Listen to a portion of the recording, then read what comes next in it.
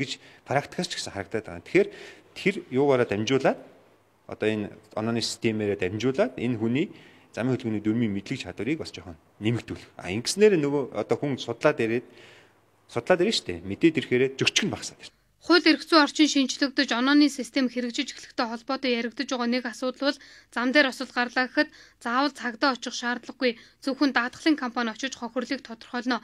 Харин маргаан гарсан тохиолдолд цагдаа очдог байх зохицуулалт хэрэгтэй гэдэг санаачлагыг зарим байгууллагаас гаргаж талууд ярилцаж байна. Иргэд нь хохирлтой хоорондоо маргаантай юм уу? Одоо хохирлын хэмжээ нь өндөр ч юм уу? Хүний аймнаас эрүүл мэнд тохирсон ийм тохиолдол заашгүй цагдаагийн одоо дуудлага замын цагдаагийн тодорхойлолт байх шаардлагатай. За хоорондоо зогтоож юм бага хэмжээний одоо төлбөр авах ийм дээр одоо замын цагдаа очих шаардлагатай байна уу? Заавал одоо шуурхаа юуныхаа даатгалынхаа шуурхаа албад болоод үзэх чинь чухал байна гэдэг юм дээр л бид нар одоо тохиролцож энэ дээр нэгдсэн ойлголт нөхөрхийн тулд өнөөдөр ийм хэмжээг зохион байгуулж байна. Энэ мэтлэн Монголын албан журмын даатгагчдын холбоо замын цагдаагийн газар санхүүгийн зохицуулах хороо хамтран шийдэл олохоор ярилцаж байна. Эндээс Монголын албан журмын даатгагчдын холбоотой гэрээтэй ажилдаг 15 даатгалын компани шинэ хууль журамтай уялдуулж хэрхэн жолооч нарыг хохироохгүй нөхөө олгорыг олгодог байх вэ гэдэг дээр шийдвэр эцсэн гарах юм байна. Өнгөрөх 2015 онд хууль бусаар чон агнсан 30 гаруй тохиолдол бүртгэгдсэн байна. Тэгвэл 2016 он гарснаар хууль бусаар 6 чон агнсан хэргийг илрүүлж 6.9 сая төгрөгийн торгуул ногдуулсан талаар өнөөдөр мэргэжлийн хяналтын газраас мэдээллээ. Манай улсын хувьд талхээрийн чон ханган саарл чон гэж хоёр хувааж үздэг. Иргэдийн хувьд талхээрийн чоныг замбраагүй агнаж устгахад ойрхон байсан учраас 2014 онд Хинтид орон Сүхбаатар аймаг чон агнахыг хоригдсон. Харин ханган саарл чоныг Тухайн аймгийн засаг даргын зөвшөөрлөөр тодорхой хувийг нь агнахыг зөвшөөрдөг байна. Гэтэл иргэд хууль журмаа мэддэггүйгээс хууль зөрчиж чон агнах тохиолдол буурахгүй байна. Хамгийн сүүлдээ ихэд нийслэлийн Баянгол дүүргийн 14 дугаар хорооны иргэн байн 3М 3Р нийтдээ 6 чоныг хууль бусаар агнаж хөлдүүгээр нь Урхангай аймгаас нийслэлд оруулж ирж худалдан борлуулах гэж байгаад баригджээ.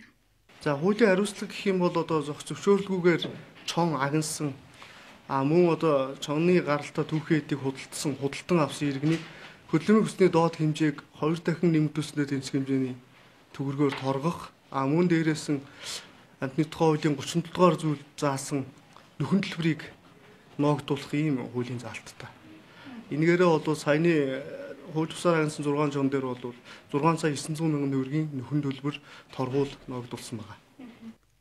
Монголчуудын дунд чоны эд эрхтэн хорд хавдартай болон хүндэрсэн өвчнийг ангаадаг гэх амд амьдсан яриа байдаг. Энэ ч утгаараа чонын эд эрхтний эрэлт нэмэгдэхийн хэрээр иргэд хууль бусаар чон агнаж бусдад худалдан борлуулах тохиолдол гарсаар байна. Гэтэл хөдөөхөр зэрлэгээр амьдарч байгаа амьтан ямар ч өвчнөд жоох эрсдэлтэй. Харин үүнийг иргэд түүхийгээр нь хэрэглэж байгаа нь эрүүл мэнд амьдсан алдагч хүндрэл бий учраас иргэд өөрсдөө анхаарал болгоомжтой хандахыг мэргэжлийн хяналтын газраас анхаарууллаа.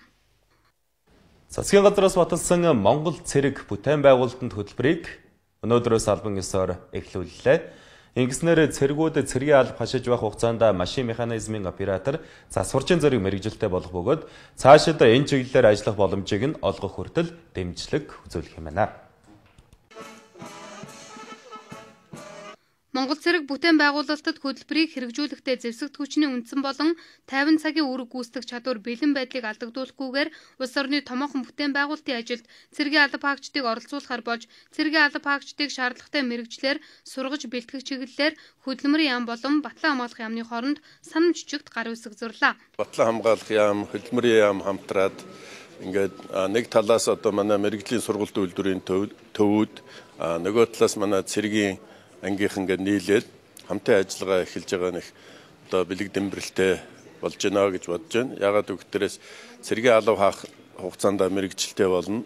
За мэргэжлийн манай мэргэжлийн сургалт үйлдвэрийн төвүүд бас манай цэргийнхэнтэй хамтарч ажилласнаар бол бас үйл ажиллагаа нь өргөжиж агуулга нь одоо улам баяжж байгаа. Монгол цэрэг бүтээн байгуулалтын хөтөлбөрийн хүрээнд Монгол улсын батлан хамгаалах яамтай хамтарч энэ хөтөлбөрийн хүрээнд ихний 2600 цэргийн одоо эхний сургалтын шатны өнөөдөр эхэлж байгаамаа. За өнөөдөр бид энэ хүнд машин механизмын операторын сургалтын танхимд байж байна. За энд нэг зэргийн ээлжээр бол 20 гаруй залуучуудыг сургах болцоотой. За 2-оос 4 сарын хугацаанд энэ сургалт явна. Цаашид энэ сургалт үргэлжлээд явна. Цэргийн алба хаагчдад мэрэгжил эзэмшүүлэхэд шаардлагатай сургалтын хөтөлбөр төлөвлөгөөг боловсруулах, сургалтын материаллык бааз, тоног төхөөрөмжөөр хангах, мэрэгжлийн багш нарыг бэлтгэх зэрэг асуудлуудыг шийдвэрлэх бүрэн боломжтой. Энэ удаагийн сургалтаар 5 толгой сайн шин чиглэлийн 428 км төмөр замын доод бүтцийн бүтээн байгуулалтын ажлыг гүйцэтгэхэд шаардлагадах хүнд машин механизмын оператор, хүнд машин механизмын засварчин, бетон арматурчин, жолооч, мэрэгсэн жолооч гэсэн 5 чиглэлээр 2000 гаруй хүнийг бэлтгэхээр болсон байна.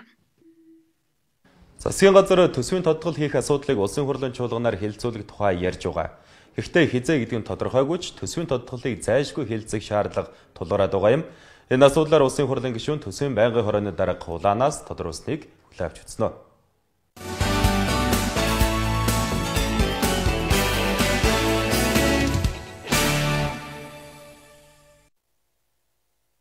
Оройн мэдрэг үзэгчдээ өнөөдрийн тодруулга болон эхлэж байна. Өнөөдрийн дугаарт улсын хурлын гишүүн төсвийн байнгын хорооны дарга Улаан оролцож байна. Тэгэхээр өчигдрийн байнгын хорооны хуралдаанаар бол улсын хурлын 103 дугаар тогтоолыг бол өөрчлөхийг бол дэмжсэн байгаа. Тэгэхээр хүүхдийн мөнгөний асуудал дээр бол яг 2016 онд дуустал бол энэ мөнгийг бүрэн олгох ийм бололцоо бол эдийн засгийн хувьд байхгүй байна гэдэг ийм тайлбарыг бол хийж байгаа. Тэгэхээр одоо цаашид ер нь ямар гаргалгаа байна? Улсын хурлын чуулганаар хилцлээ гэхэд төсвийн тодтголыг ер нь хэдийгээр оруулж ирэх боломжтой байгаа байна. Тэгэхээр өчигдөр төсвийн байнгын хорооны хурлаар улсын хурлын тогтоолын тогтоолд өөрчлөлт оруулах асуудлыг хилэлцъя гэж шийдсэн. Хилцэх явцдаа бол анхаарах асуудлууд байна гэдгээ ярилцсан.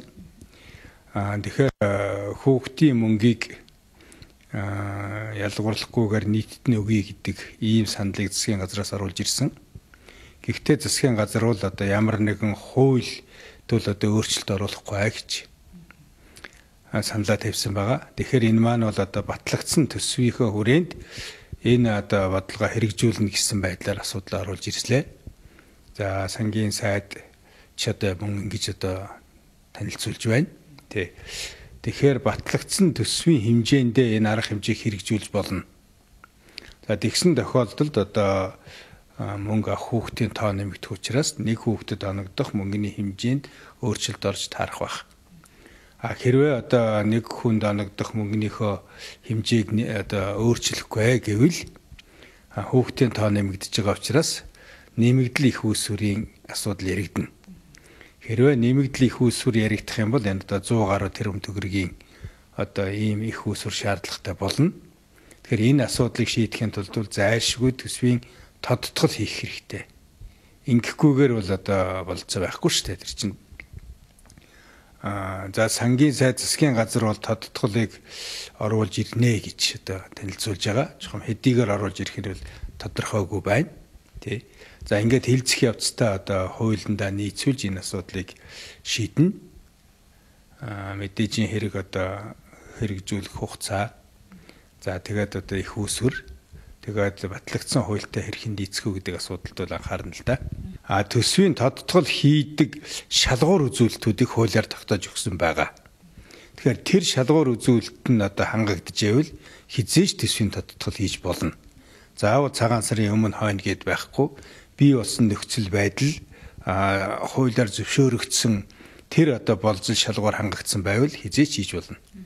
Төсөв батлахтаа бол мэдээж халамжийг бол хасч танж одоо ингэж батлана гэж 2 сарын өмнө баталсан. Гэтэл одоо төсвийн тодтголыг хийя гэж байгаа нь бол халамжийн хүрээнд за ялангуяа хүүхдээ 20,000 за дээрэс нь оюутны мөнгө ч гэдэм үү ийм одоо олон саналуудаас гарч ирсэн л да. Тэгэхээр зөвхөн халамжид тааруулж бас төсвийн тодтгол хийх нь хэр зохимжтой байдаг юм бол.